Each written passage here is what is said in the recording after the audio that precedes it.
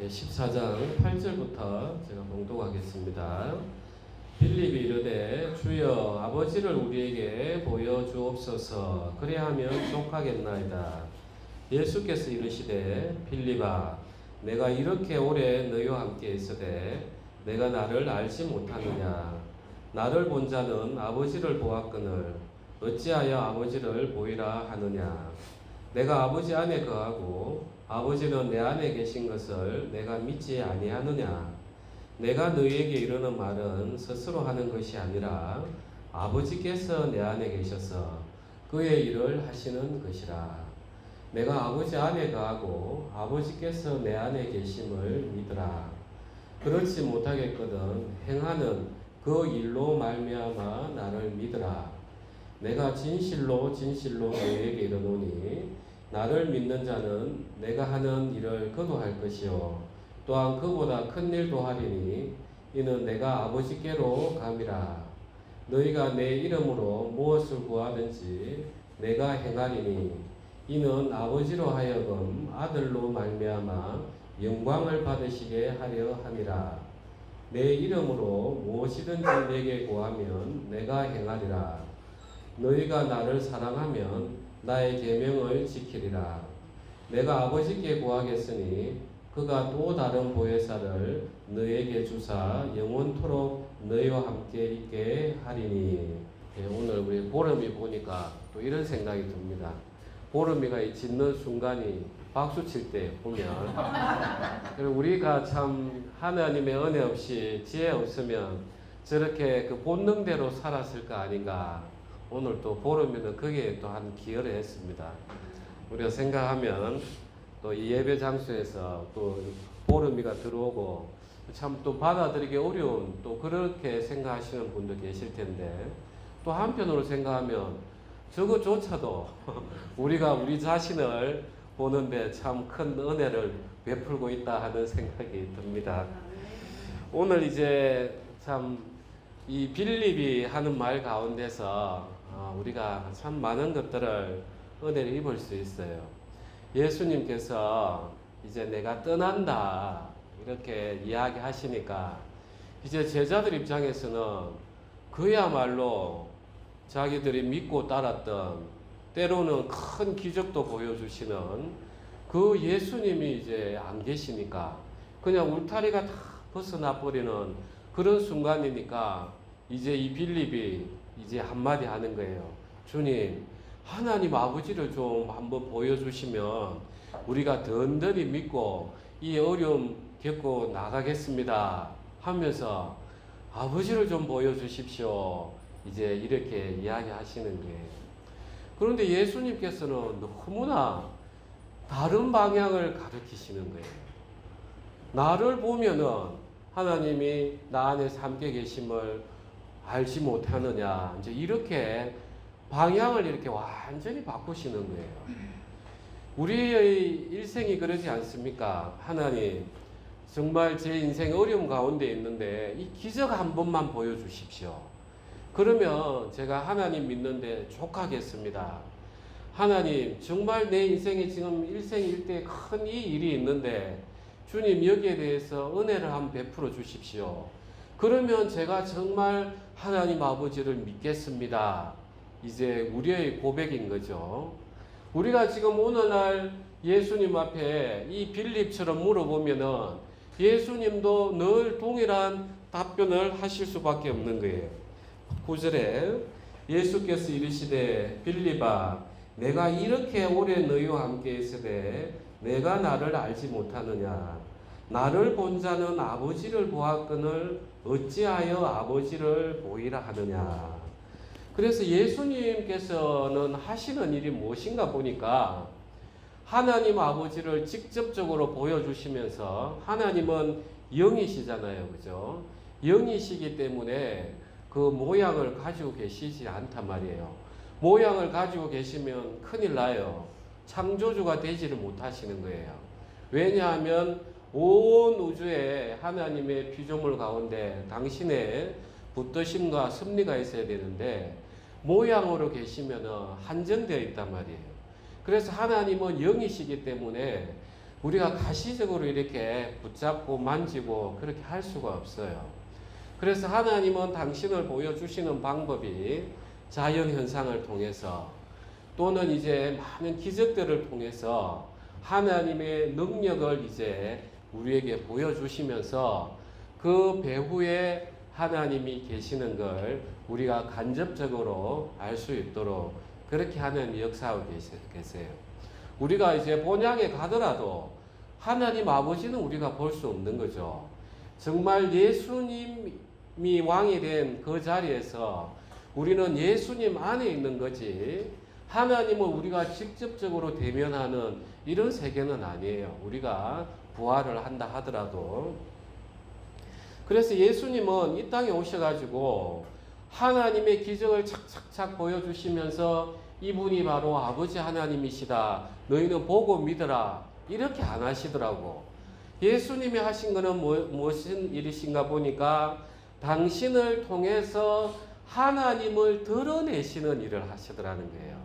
우리는 하나님을 보고 싶어 하는데 예수님은 하나님을 드러내시는 일, 당신의 삶을 통해서 그렇게 이제 하나님을 증거하시더라는 거예요. 그 참 저는 이 말씀을 보면서 우리의 모습을 참 많이 보게 됐어요. 그래서 예수님은 하나님 아버지를 어떻게 드러내시는가 보니까 당신의 삶을 통해서 드러내시더라는 거예요. 예수님께서는 다 하셨던 말씀이 구약에서 예언하셨던 그 하나님으로부터 아버지 하나님으로부터 들었던 그 말씀들을 가지고 우리에게 다 가르치시고 구약의 율법에서 하나님 아버지가 기뻐하시는 이 법이라는 것은 내가 이 만드는 사람이 이 지키는 사람이 이런 걸 지키면 내가 기뻐하겠다. 그래서 그 법을 통해서 그 법을 제정하신 분의 마음을 알 수가 있어요. 이 법에는 하나님이 하나님 사랑, 이웃 사랑을 원하시는구나. 그래서 내가 이 길을 가야지. 이 길을 가면은 하나님이 기뻐하시겠구나 하는 법을 통해서 하나의 마음을 우리는 거꾸로 알아가는 거죠. 그래서 예수님께서도 이 땅에 살아가시면서 하셨던 삶을 보니까 하나님 아버지께서 기뻐하시는 그 삶을 살아내시더라는 거예요. 그래서 늘 어떠한 일이 있다 하더라도 아침에 기도하시고 하나님 아버지 성령 안에서 말씀을 묵상하시고 응답 받으시고 그러시고 또 이 삶 가운데서 하나님을 사랑하고 이웃을 사랑하시는 그 모습을 통해서 하나님을 드러내시는 그 일을 하시더라는 겁니다. 이게 조금 수상적일 수 있는데 제가 이제 밖에 지금 CU에 가서 커피를 한 잔 탁 마시고 싶어요. 제가 가는 게 제일 정확하죠. 그런데 이제 때로는 이제 저를 밟아줄 때는 이제 궁시렁 되지만 평소에는 제 이야기를 잘 따라주는 우리 사모에게 내가 목이 마르니까 커피 한 잔 좀 부탁합니다 하면 이제 이 이야기를 그대로 듣고 커피를 사가지고 오면 제가 사온 거하고 똑같죠. 그죠? 결과가. 그래서 이 예수님의 삶을 보면은 하나님의 말씀을 늘 품고 사시더라는 거예요. 그래서 늘 품고 행동을 하시니까 누가 행동한가 똑같습니까? 예. 하나님이 구약에서 지금도 말씀으로 이야기하시는 그 하나님이 예수님을 통해서 일을 하셨단 말이에요. 그래서 예수님은 늘 말씀을 하나님 아버지의 말씀을 마음에 품고 계시니까 그 모든 행동이 하나님 아버지를 드러내시는 그 일을 하시더라는 겁니다. 이걸 잡으시고 마태복음 8장 한번 가겠습니다. 5절부터 제가 봉독하겠습니다. 예수께서 가버나움에 들어가시니 한 백부장이 나와 간구하여 이르되 주여 내 하인이 중풍병으로 집에 누워 몹시 괴로워하나이다. 이르시되 내가 가서 고쳐주리라. 백부장이 대답하여 이르되 주여 내 집에 들어오심을 나는 감당하지 못하겠사오니 다만 말씀으로만 하옵소서. 그러면 내 하인이 낫게 사옵나이다. 나도 남의 수하에 있는 사람이요 내 아래도 군사가 있으니 이들어 가라 하면 가고 저들어 오라 하면 오고 내 종들어 이것을 하라 하면 하나이다. 예수께서 들으시고 놀랍게 여겨 따르는 자들에게 이르시되, 우리 10절 붉은 줄 내가부터 12절까지 다 같이 합독하겠습니다. 내가 진실로 너희에게 이르노니 이스라엘 중 아무에게서도 이만한 믿음을 보지 못하였노라. 또 너희에게 이르노니 동서로부터 많은 사람이 이르러 아브라함과 이삭과 야곱과 함께 천국에 앉으려니와 그 나라의 온 자손들은 바깥 어두운 데 쫓겨나 거기서 울며 이를 알게 되리라. 예수께서 백부장에 이르시되 가라 내 믿음대로 될지어다 하시니 그 즉시 하인이 나으니라. 우리가 백부장의 믿음을 하나님이 이렇게 귀하게 보신 데가 바로 여기에 답이 있는 거예요. 정말 이 백부장은 충실한 이제 군인이었던 거예요. 자기가 생각을 해보니까 이 예수님의 존재에 대해서 알면 얼마나 알았겠습니까? 그냥 어떤 분이 소문이 들리는 거예요. 예수라는 분이 있는데 그는 뭐 바다도 잠재우고 문둥병자도 낫게 하고 죽은 사람도 살린다 하더라. 이제 이런 소리를 들었지 않았겠습니까? 그런데 정말 그 유대 백성들은 똑같이 더 들으면 들었지 더 많이 들었을 거 아닙니까? 그런데 희한하게 예수님이 능력이 나타나는 곳이 어디였냐? 그 유대인들이 아니었어요. 나는 하나님을 믿습니다. 하나님의 율법이 우리에게 있습니다. 저는 제사를 지냅니다. 이렇게 늘 하나님을 믿는다고 하는 사람에게 나타난 게 아니고 정말 그 이방인 백부장에게 나타나더라는 겁니다. 이 백부장의 믿음이 너무 순전하고 좋은 거예요. 자기가 가만히 생각해 보니까 그 크신 하나님, 그 이방인들은 다신론자잖아요. 그 신을 얼마나 귀하게 여깁니까? 그런 신이 예수님이 자기 집에 들어온다. 도저히 용납이 안 되는 거죠. 그러니까 그 예수님을 높이 세우니까 예수님이 들어오시는 게 감당이 안 되는 거예요. 그러면서 말씀만 하십시오. 저도 군대에 있어서 너무 잘 압니다. 저도 위에서 시키면 시키는 대로 제가 하게 돼 있고 제 밑에 부하도 있는데 시키면 시키는 대로 다 합니다. 말씀만 하십시오.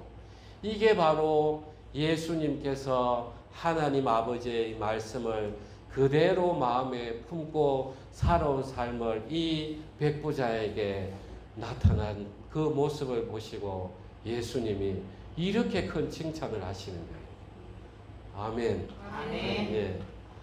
정말 우리는 하나님 아버지를 드러내는 삶을 살아야 되는데 정말 지금 오늘날 하나님을 판단하고 예수님을 판단하는 것은 교회 외에는 없단 말이에요.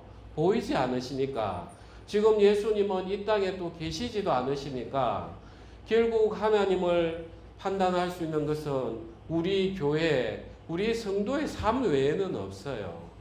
그러니까 오늘날 많은 믿지 아니하는 분들은 하시는 말씀이 참 교인들은 편하게 인생 살더라.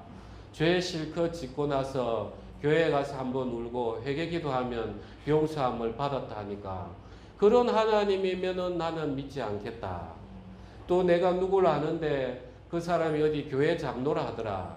나는 그 사람의 모든 모습을 아는데 그 사람이 장로다 하니까 나는 하나님 믿지 않을 거다. 그야말로 우리의 모든 모습이 하나님을 드러내는 그런 역할 속에서 우리가 과연 어떠한 지금 일을 하고 있는가 돌아보시는 대목인 거예요. 우리 다시 요한복음으로 돌아가겠습니다. 그러시면서 이제 14장 13, 14, 15절에 보면 너희가 내 이름으로 무엇을 구하든지 내가 행하리니 이는 아버지로 하여금 아들로 말미암아 영광을 받으시게 하려 함이라. 그리고 12절도 제가 읽겠습니다.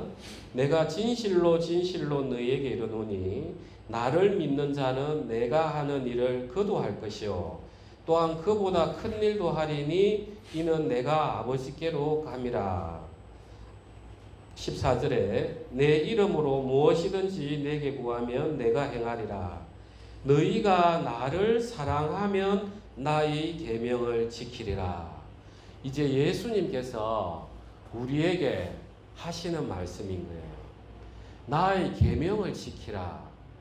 우리는 이제 그동안 구약을 통해서 율법은 우리를 그리스도 앞으로 인도하는 그 초등학교 선생의 역할을 한다. 우리는 계속해서 이걸 많이 배웠어요. 왜냐하면 내가 율법을 다 보면 죽을 수밖에 없는 자라는 것을 계속 깨달을 수밖에 없어요. 우리가 이제 구약 성경을 곰곰이 보시면 그 구약 성경에서 돌 맞아 죽는 그 모든 삶들은 우리의 삶하고 똑같습니다. 왜냐하면은 구약에서는 그렇게 하나님께서 우상을 숭배하지 마라 했는데 우리는 거기서부터 무조건 실패해요. 왜냐하면은 하나님을 믿는 것이 아니라 우리는 나를 먼저 믿는단 말이에요. 거기서부터 우리는 전부 다 실패해요. 나를 믿으려고 하니까 또 약하니까 하나님 위에 다른 신들을 늘 섬겨낸다는 거예요. 권력도 섬기고 네트워크도 섬기고 전부 다 내가 어려움에 처했을 때 정말 인맥 외에는 나를 도와주는 게 없더라. 전부 다 하나님 이외에 하나님 안 보이시니까. 그래서 구약 성경을 자세히 보면은 전부 다 우리는 죽을 수밖에 없는 그런 존재란 말이에요. 그러니까 누가 이 율법을 지키려? 하나님, 저는 소망이 없습니다.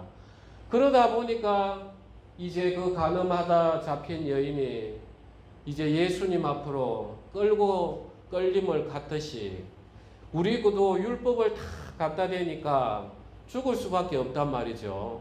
이 구원자가 누구일까 하니까 예수님 앞에 딱 가니까 예수님이 내가 받아야 될 모든 죄들을 다 짊어지셨구나. 내가 짊어져야 될 그 나병, 문둥병조차도 예수님이 짊어지실 걸 미리 각오했기 때문에, 그리고 중풍병자도 지붕을 뚫고 예수님 앞으로 내려오려고 하니까 먼저 이야기하셨던 게 소자야, 작은 자야, 내 죄사함을 받았다. 그러니까 사람들이 수군수군 되는 거예요. 저게 뭐라고 죄사함을 할 수 있는 권한이 하나님 아버지 외에는 없는데 하면서 웅성웅성 되셨단 말이에요. 죄사함을 받는 게 쉽습니까? 그 평상을 들고 내 자리를 들고 걸어가는 게 쉽습니까? 뭐가 쉽습니까? 예수님 입장에서는 이야기하십시오. 제가 어제 시계를 착각을 해가지고 너무 일찍 맞췄더라고요. 어제 그래 저도 깜짝 놀랐습니다. 죄사함을 받는 게 쉽습니까? 그 중풍병자가 낫고 평상을 들고 가는 게 쉽습니까? 그게 쉽다고요? 봐요. 그렇죠. 두 번째 누가 이야기했죠? 네. 죄사함을 받았노라 하는 것은 누군가는 그 사람이 죄를 짊어져야 되잖아요. 죄를 짊어지는 것은 심판이란 말이에요. 예수님 당신이 십자가에 못 박힐 걸 미리 각오하셨기 때문에 저 중풍병자 죄도 내가 짊어지고 가야 되겠구나. 저 간음하다 잡힌 여자의 죄도 내가 짊어지고 가야 되겠구나. 예수님은 이미 당신이 각오를 하셨기 때문에 당신의 죽음을 바라보시고 소자야 내 죄사함을 받았다 이렇게 이야기하시는 거예요. 그러니까 죄사함 받는 게 너무 어렵고 이는 반드시 죽어야 되기 때문에 그러니까 사람들이 웅성웅성 하는 거예요. 하나님 아버지 외에 하나님 외에 누가 죄를 사할 수 있으리요? 이런단 말이에요. 그러니까 이제 우리는 그런 복음을 다 들으면 주님 감사합니다. 제가 정말 죽을 수밖에 없는 자였는데 주님 당신이 십자가에 못 박히셨군요. 감사합니다. 할렐루야. 하면서 우리는 죄의 자유함으로 흘러가는 것이 대부분이란 말이에요. 정말 대부분이에요. 그래서 우리는 거기까지 가는 것조차도 사실상 하나님 아버지의 택하심 때문에 가는 거예요. 오늘 우리가 변영재님 간증을, 귀한 간증을 들었습니다. 정말 그때는 하나님이 누구신지 몰라요. 정말 구약시대 때도 메시아가 막연했어요. 정말 하나님 아버지 계시는데 진짜 오실 메시아는 누구일까? 막연했어요. 오늘 우리 변영재님 간증을 보시면 그게 염라대왕인지 그때는 그렇게 생각했다 하더라고요. 절에 오래 있었으니까 염라대왕으로 생각했겠죠. 그런데 이제 여기에 복음을 받아들이고 하나님 아버지의 세계를 알다 보니까 그분이 창조주 하나님이셨구나. 창조주이시기 때문에 나의 생명을 좌지우지할 수 있는 거잖아, 그죠? 그러면서 이제 우리는 하나님을 알아가는데 그것조차도 사실은 은혜가 맞아요. 그것조차도 우리는 내 노력으로 하나님의 그 예수님의 부르심으로 갈 수가 없단 말이에요. 그런데 이제 우리는 그러면은 예수님의 십자가를 보면은 오늘 이제 우리 변영재님이 그 교회 청소를 한다, 내 마음을 쓸어낸다 이런 이야기를 하셨잖아요. 정말 우리는 이 예수님의 십자가를 정확하게 보면 하나님이 이런 죄 많은 인생, 내 인생에 선함은 하나도 없는데 내가 하나님을 언제 알았나? 그런데 나를 이렇게 붙드시고 또 하나님을 만나게 해주시니 이 복이 얼마나 크신가? 이제 내 남은 인생은 주를 위해 살아가야지. 참된 사랑이 들어가면 그 마음이 올라오게 돼 있어요. 아멘. 예. 그런데 이걸 이제 지식적으로 탁 받아들이면, 야, 나는 이제 구원받았다. 나는 이제 천국 간다. 그는 이 지식에 있는, 머리에 있는 게 마음으로 오지 않은 겁니다. 아직 생명이 되지 않은 거예요. 누구든지 이론적으로는 예수 그리스도의 속죄함을 대해서 많은 사람이 알고 있습니다. 오늘 예수님께서 백부장에게 이야기한 걸 보십시오. 그 본래 사람들은 다 밖에서 울 거다고 이야기하시는 거예요. 오늘날 이스라엘 백성들도 보시고 그 아담부터 한번 봅시다. 아담도 하나님이 창조하신 택한 자였어요. 그런데 하나님하고 마음이 탁 틀어지니까 하나님을 대적할 수밖에 없더라는 거예요. 이스라엘 백성을 보십시오. 그 연약한 민족을 하나님이 섭리에 따라서 애굽에서 장정만 60만이 넘도록 끄집어냈으니까 한 300만 가까이 안 되겠습니까? 200~300만. 거기서 하나님이 택하여서 가나안 땅으로 왔단 말이에요.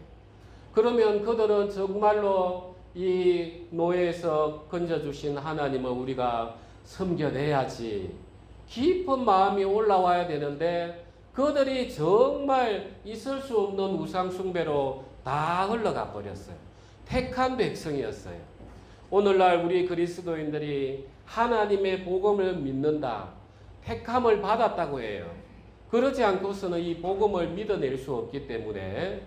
그런데 이 택함을 받은 백성들이 그 다음의 삶을 어떻게 살아내느냐가 너무나 중요한 거예요. 하나님의 사랑이 우리에게 진짜로 임하게 되면 내가 이제는 이 땅에서 예수님이 마치 하나님을 닮고 하나님의 모습을 드러내시는 것처럼 이 땅을 두루 다녔듯이 이제 우리를 통해서 예수님이 드러내는 이 일을 하고 싶은 그 사랑의 마음이 확 올라온단 말이에요. 여러분 이 세계를 지금 건너고 있습니까? 저는 여러분에게 물어보고 싶어요. 저는 이제 구약 성경을 지금 읽으면 읽을수록 예전하고 다른 눈이 계속 떠여지는 거예요. 예전에는 이게 예수님의 모습을 나타내는구나. 복음적인 모습만 계속 보여졌다면 지금은 하나님께서 이런 삶을 기뻐하시는구나. 하나님께서 이런 삶에 대해서 내가 제대로 살아가지 못하니까 이스라엘 백성을 정말 아버지 어머니가 보는 자리에서 아들을 죽이고 여자의 배를 가르고 애를 잡아가지고 벽에 내동댕이를 치고 정말 그 모습들이 진짜 내가 지금 당하는 모습처럼 느껴지는 거예요. 야, 하나님께서 우리를 구원하신 데는 정말 당신의 모습을 이 땅에 쭉 다니면서 드러내고 싶어 하시는데 정말 내가 알량한 그 복음 지식 하나 가지고 나는 이제 구원받았습니다. 확신합니다. 나는 천국 갑니다.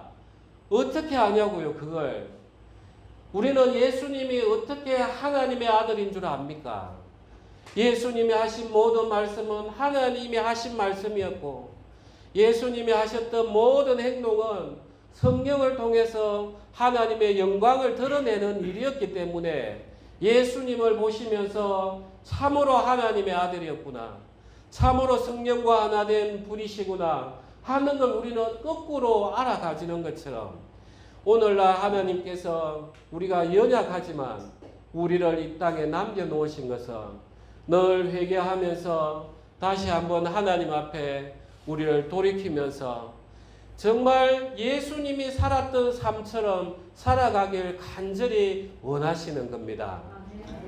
그래서 구약시대 때는 외적인 두려움을 통해서 너 이렇게 하지 않으면 내가 질병을 내리고 이렇게 하면은 너가 먼 나라에 내가 군사를 보내서 포로로 가게 할 거고 그 외적인 두려움들을 통해서 이제 율법을 지키면서 당신의 그 제사장 나라가 되길 원하셨단 말이에요.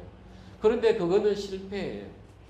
우리 인간은 아무리 두려움을 강하게 한다고 하더라도 이 순간적으로는 억누를 수 있지만 우리 본성 자체가 죄이기 때문에 할 수가 없어요.